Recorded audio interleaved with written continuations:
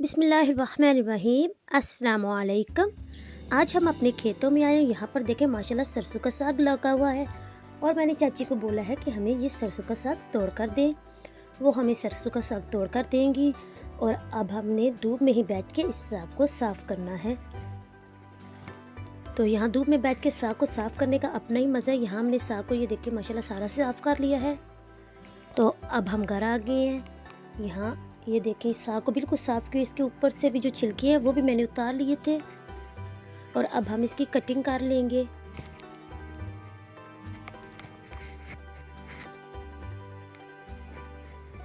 सारे साग को हमने अच्छे से कट कर लेना है। आज जो मैं साग की आपके साथ रेसिपी शेयर करूंगी बिल्कुल इजी है और बिल्कुल डिफरेंट है और इस पे हम खास तड़का लगाएंगे। इसके लिए अपने वीडियो को पूरा वॉच करना है ताकि आपसे कोई भी पार्ट स्किप ना हो। और जो मेरे चैनल पर नए वो मेरे चैनल को सब्सक्राइब करें और बेल आइकन के बटन को ज़रूर प्रेस करें ताकि मेरे आने वाली हर नई वीडियो का नोटिफिकेशन सबसे पहले आप तक पहुंचे। इसी तरह हमने सारे साग को काट लेना है। साग को काट लेने के बाद हम इसको खुले पानी के साथ अच्छे से वॉश करेंगे क्योंकि साग में जो डस्ट वगैरह जो मिट्टी वगैरह होती है ना वो निकल जाए। और यहाँ पे हमने एक बड़ा सा पतीला ले लिया है और साग को हमने छन्नी में डाल दिया था, उससे पानी काफ़ी हद तक रिमूव हो चुका है। तो इसको हम पतीले में डालेंगे।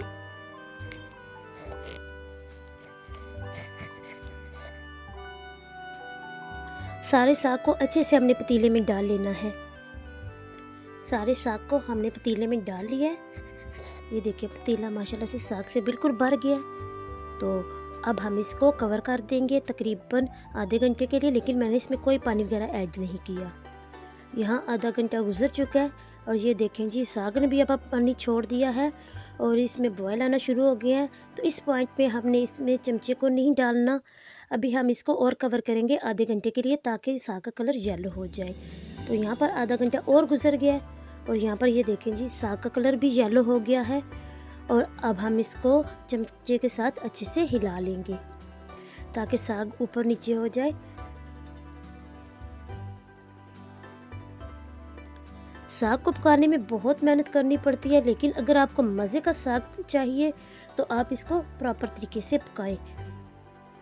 तो अब इस पॉइंट पे आके मैं इसको ज़रा चटपटा फ्लेवर देने के लिए इसमें टमाटर ऐड करूँगी। टमाटर मैंने ले लिए थे 5 अदद और उनको काट लिया था।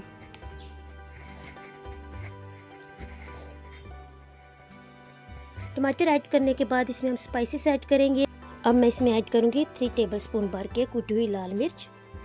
कुटी हुई लाल मिर्च मैंने इसको ज़्यादा स्पाइसेस बनाने के लिए 3 टेबलस्पून भर के ऐड की है। आप अपने टेस्ट के मुताबिक कम या ज़्यादा भी कर सकते हैं। और साथ इसमें नमक मैं ऐड कर दूंगी 2 टेबलस्पून भर के। नमक अगर आपको कम लगे तो आप बाद में ज़्यादा कर सकते हैं। और इसमें मैं कोई ऐसा मसाला यूज़ नहीं करूँगी क्योंकि जो साग है उसका अपना बहुत ज़्यादा टेस्ट होता है। और अब हम इसको चमचे की मदद से अच्छे से हिला लेंगे।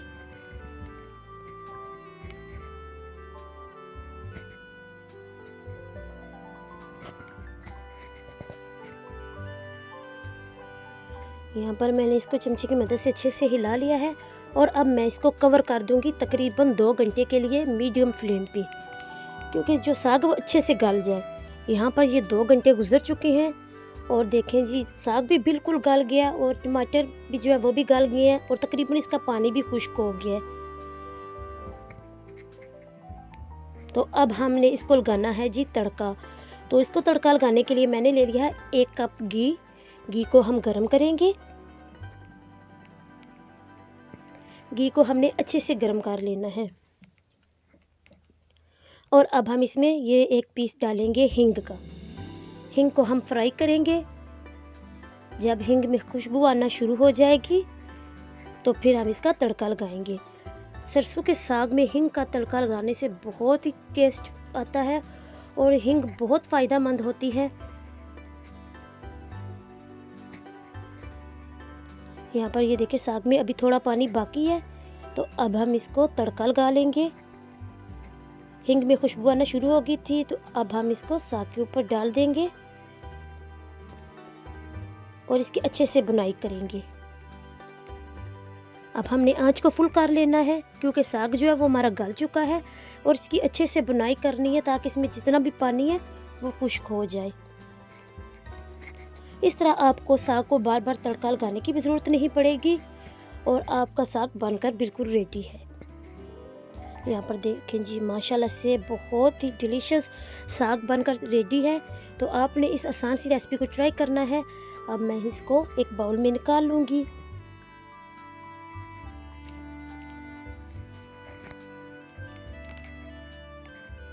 उम्मीद है आपको मेरी आज ये डिफरेंट सी साग की रेसिपी ज़रूर पसंद आई होगी।